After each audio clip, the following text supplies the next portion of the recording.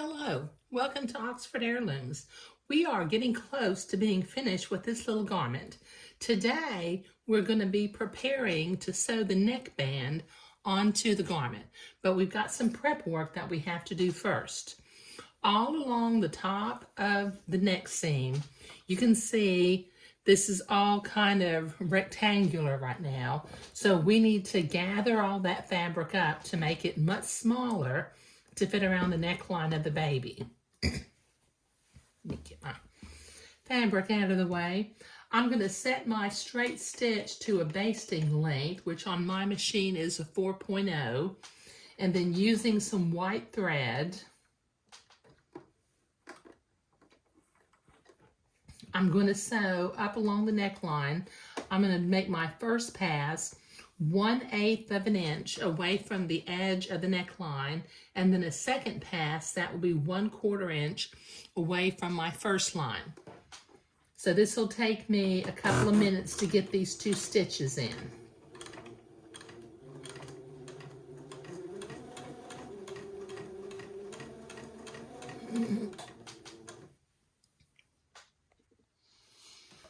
Okay, I've got my basting stitches all along the top of the fabric. Now I included basting on top of my fancy insertion in the front. Now I will not be gathering the wide Swiss insertion, but I will be gathering the Moline lace and the pin tucks toward the center.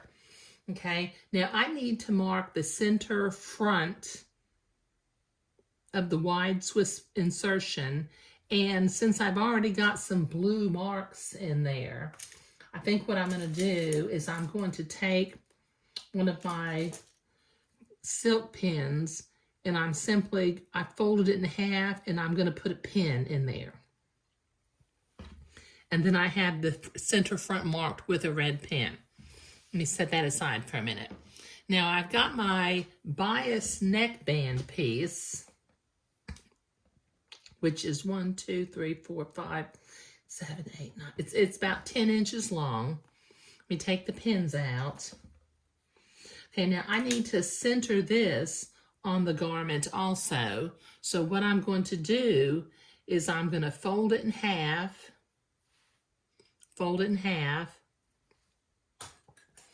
and very quickly with my blue fabric marking pen, I'm going to make a little blue mark. Just a tiny one. I don't need a very big one. Okay.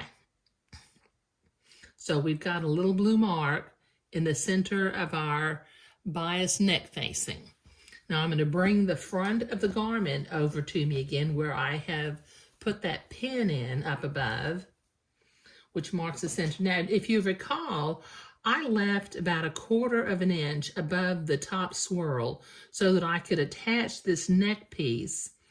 And then when it's sewn on, the entire first swirl is going to show up. If you saw that in the other video. Okay, so I'm going to line up my pin with my blue mark and come back and repin. Put the pin in a second time. Then, because I do not want to gather my wide Swiss insertion, I'm going to put a pin in at both ends of the Swiss insertion. Okay, and this leaves me just a little bit of neckband and a lot to gather up, but Swiss batiste is thin and it will gather. So just come over here to the right side, grab your two basting threads, your two gathering threads, and just start pushing the fabric towards the center of the garment. And as you can see, it gets pretty small.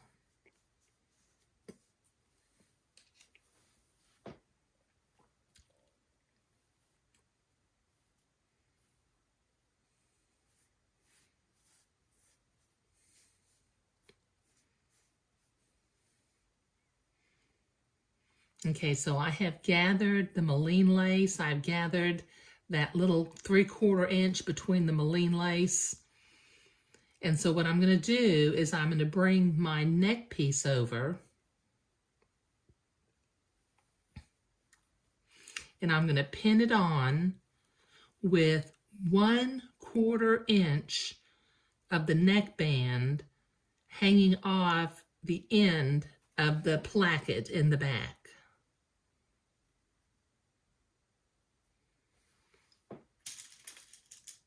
Okay, so I'll pin that there.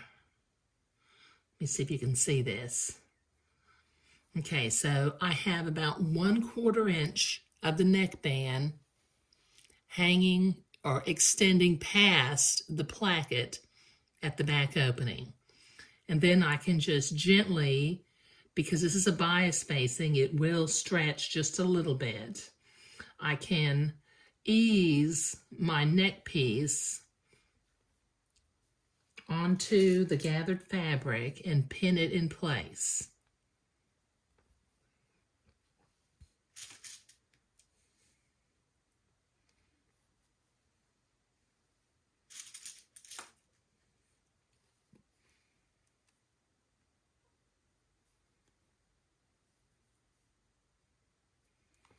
Okay, so I've got 1/2 of it done, and the wide Swiss insertion in the front is not gathered. It's still flat up underneath here.